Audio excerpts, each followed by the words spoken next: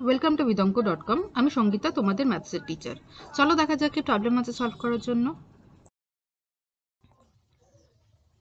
পাশের চিত্রে ও কেন্দ্রবিশিষ্ট বৃত্তে বহিস্থ বিন্দু সি থেকে অঙ্কিত দুটি স্পর্শক বৃত্তকে যথাক্রমে পি ও কিউ বিন্দুতে স্পর্শ করে।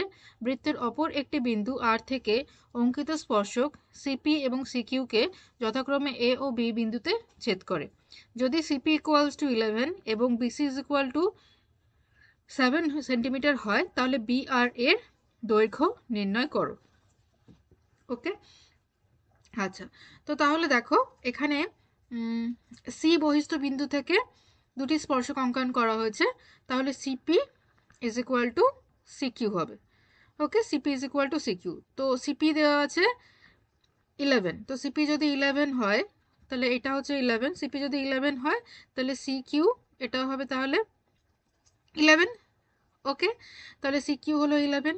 এবারে দেখো দেওয়া আছে যে বিসি ইকুয়ালস টু 7, তো বিসি মানে এটা, তো বিসি দেওয়া আছে 7, তো বিসি যদি 7 হয় তাহলে বিকিউ কত হবে? BC is equal to 7। Okay, 7 centimetre, তাহলে বিকিউ হবে তাহলে 11 minus 7, that is equal to 4 centimetre. Okay, আবার আমরা বলতে পারি এই বি বহিস্থ বিন্দু থেকে বিকিউ এবং বিআর দুটি স্পর্শক, ঠিক আছে, কারণ বলা হয়েছে যে পাশের চিত্রে ও কেন্দ্র বিশিষ্ট বৃত্তে বহিস্থ বিন্দু সি থেকে অঙ্কিত স্পর্শক বৃত্তকে পি ও কিউ বিন্দুতে স্পর্শ করে। বৃত্তের অপর একটি বিন্দু আর তে অঙ্কিত স্পর্শক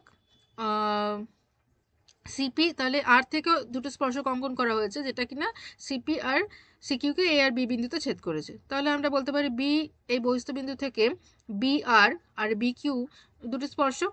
ওকে, তাহলে B R is equal to B Q, তো বি কিউ আমরা পেয়েছি 4 সেন্টিমিটার, তাহলে বি আরও হবে 4 সেন্টিমিটার। তো এটাই আমাদের জানতে চাওয়া হয়েছে বি আর এর দৈর্ঘ্য কত, তাহলে বি আর হচ্ছে আমাদের 4 centimetre. Okay, thank you for watching বিদঙ্ক.com। অঙ্কের আরও প্রবলেম এবং সলিউশনের জন্য আমাদের ওয়েবসাইট অবশ্যই ব্রাউজ করো।